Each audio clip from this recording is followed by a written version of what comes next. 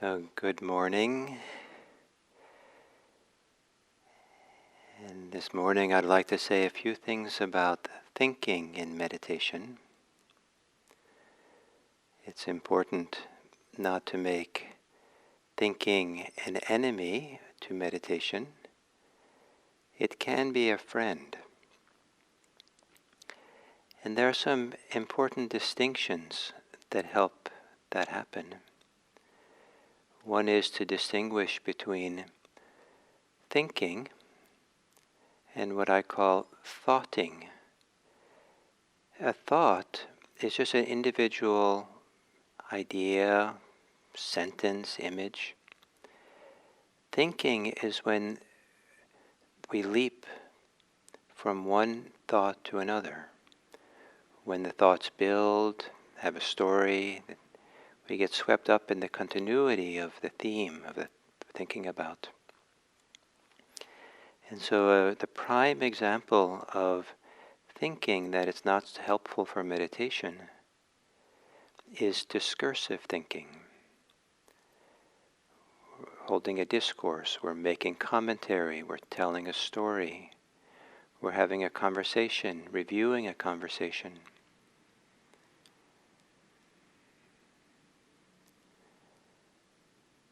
And those are the thinking we get swept away in, get pulled into their allure, and lose our mindfulness.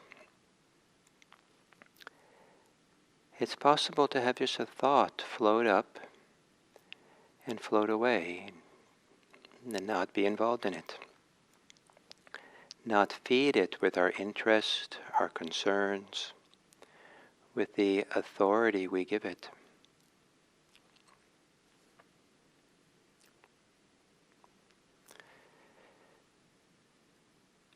So in looking at thinking in meditation, and looking at it so that it's not our enemy, but rather our friend,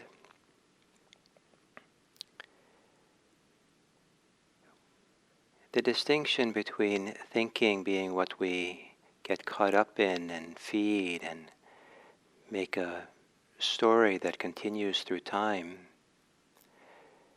a commentary, versus an individual thought that just floats up and comes and goes. And we don't invest it with a lot of meaning or authority or hope, expectation.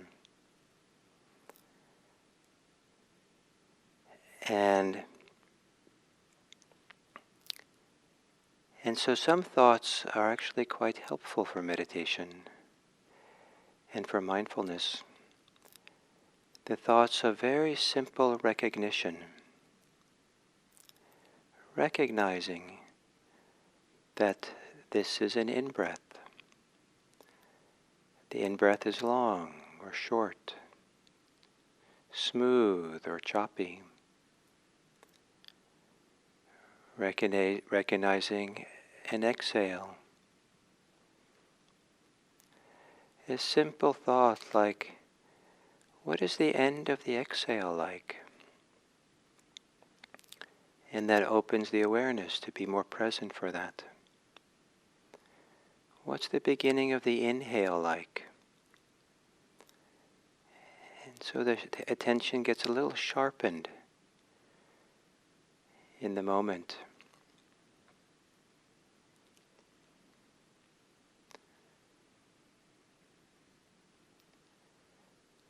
It's very simple thoughts of recognition, thoughts which might be very simple instructions. You might feel an ache in the knees, and the thought arises, let me bring attention into the middle of that ache. And so then you do.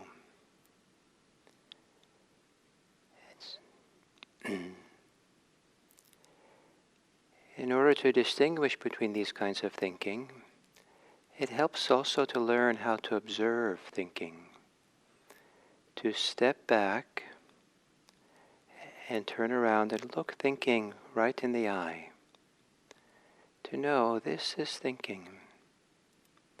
This is especially useful with discursive thought. Not to make it a problem or that you're wrong, you're doing it, but to step out of the wind. It's kind of like you're in a strong wind, it's pushing you around, and you step into a building that protects you from the wind, and you can look out the window and see that it's windy. So to step away from the wind and the way we're pushed along by thinking, and recognize it as thinking, recognize it as discursive thought, planning thoughts, reviewing thoughts, and appreciating how simple awareness can be, appreciating how relaxed and easy it might be possible to recognize clearly thinking is happening. And if there's a lot of thinking, the strong winds of thinking is a symptom of an underlying pressure or tension to think. And sometimes it's possible to feel mindfully the underlying tension, pressure, tightness. It might be physical, in the face, in the head, around the eyes or the jaw, in the brain area, anywhere.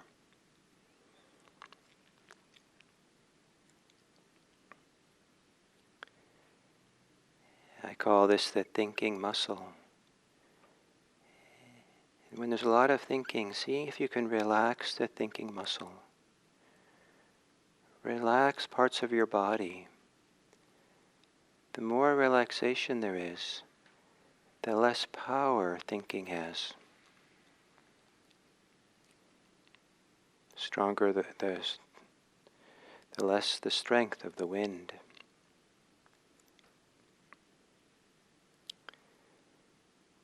Also underlying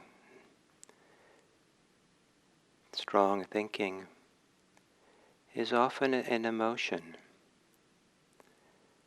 Planning comes with fear often.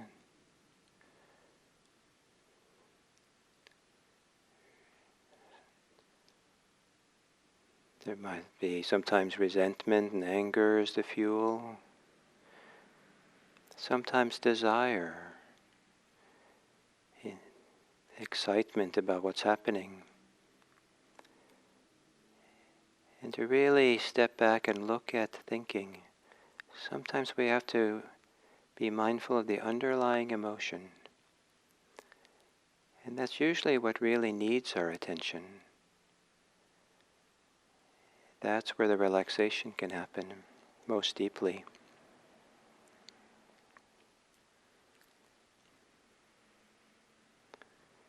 So sitting here quietly with the eyes closed and relaxing your body. Maybe on the exhale, softening, relaxing the whole body, parts of the body.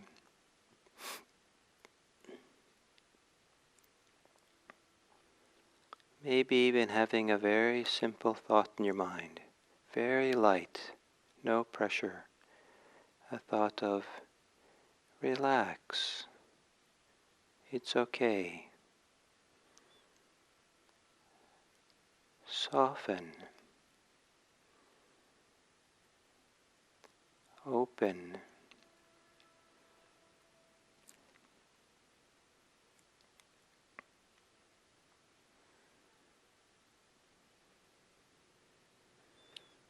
As you exhale, relax the thinking muscle.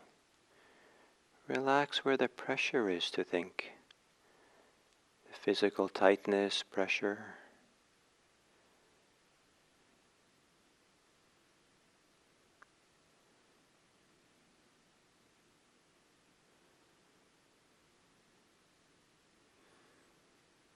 Some people think in words, some people in images.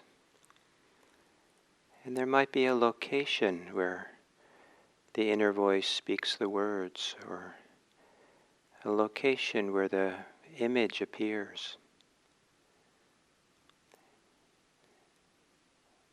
Is it possible to relax and soften that place, the location of thinking?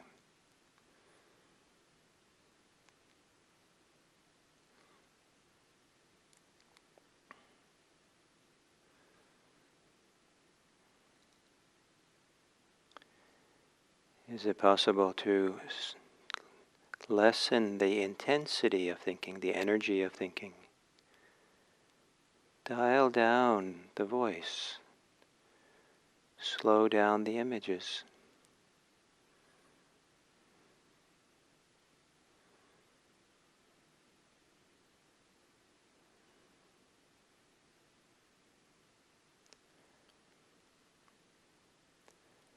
And when thinking is light and doesn't pull you along, the winds of thinking are weak, that's a good time to settle into the breathing.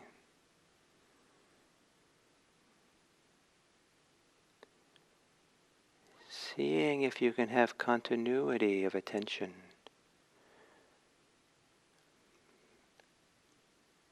For the whole inhale and the whole out exhale.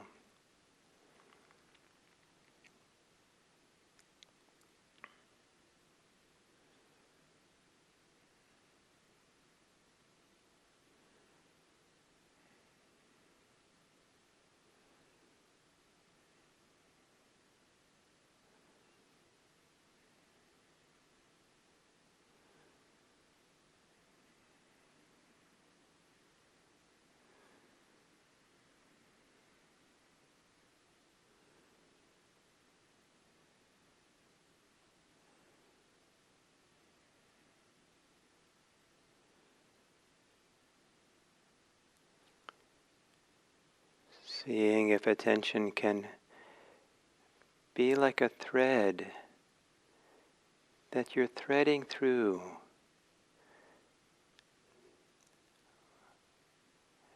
a series of breaths,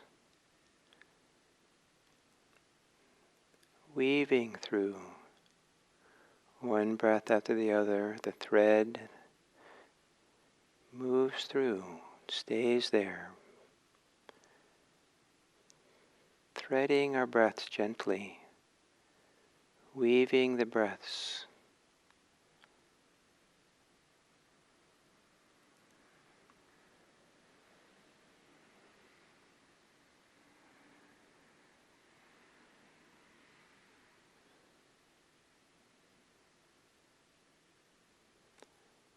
And if you find yourself thinking a lot, use the very simple recognition thought, thinking, to see it clearly, maybe letting it go, and come back to threading your breath.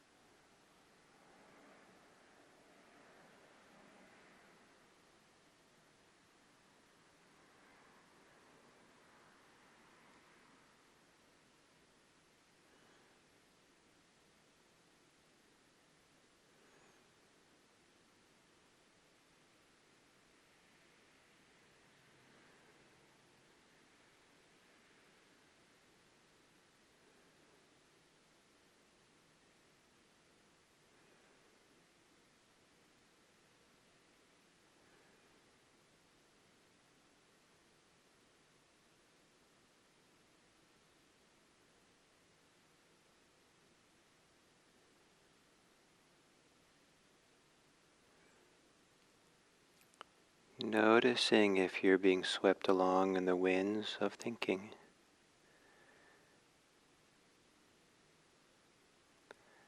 See if you can step out of the wind and very simply have the thought that recognizes thinking is happening. Simple thought of recognition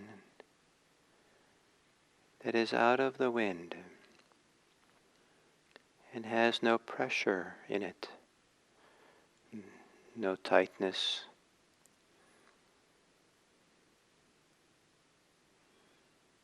Relaxing any pressure in thinking.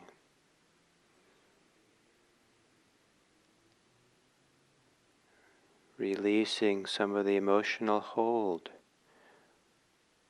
on thinking.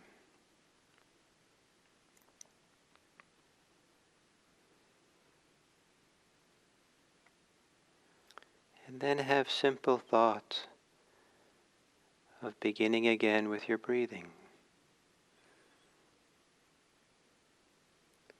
A simple thought of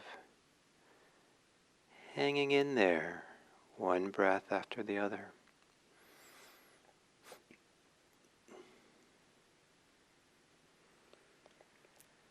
Each exhale,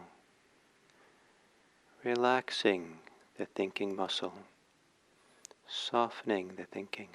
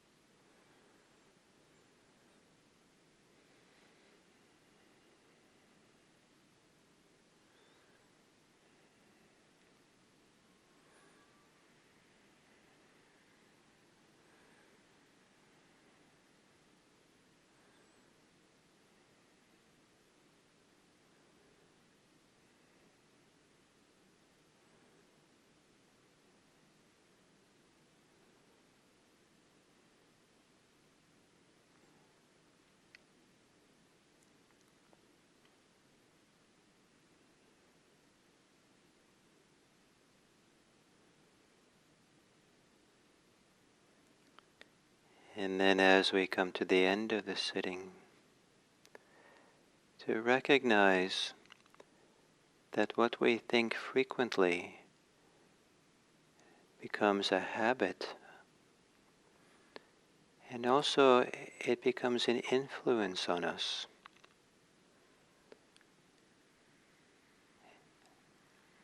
And so to be mindful of thinking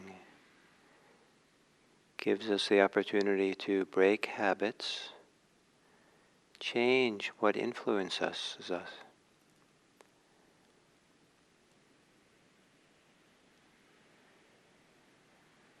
It's possible with mindfulness of thinking to sometimes redirect our thoughts in healthy directions that have a beneficial influence on us and creates good habits. And one of those is to have thoughts of goodwill. It doesn't have to be dramatic goodwill,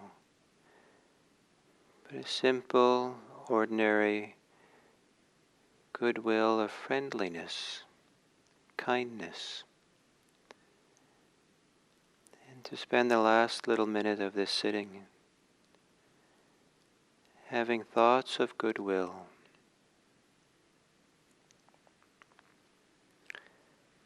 Thinking kindly about people in your life. Wishing them well. Considering how nice it would be if they were healthy and happy.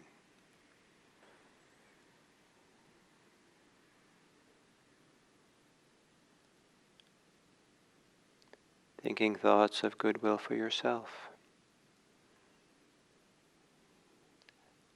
Thinking of how nice it would be if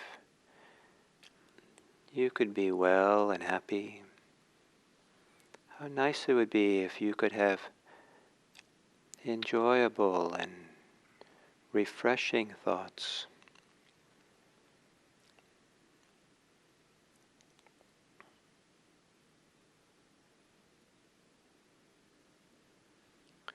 And then simple thoughts of goodwill for the whole world.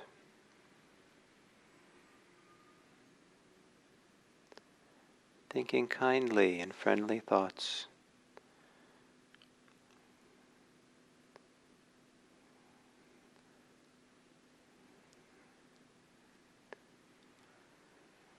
In meditation, we learn to be still. Being still, we can then look upon the world kindly. Be still and gaze upon the world kindly.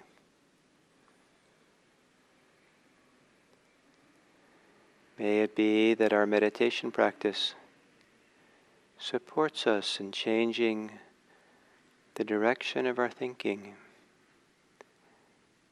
from that thinking which does not serve us or serve anyone to thoughts which are nourishing, inspiring,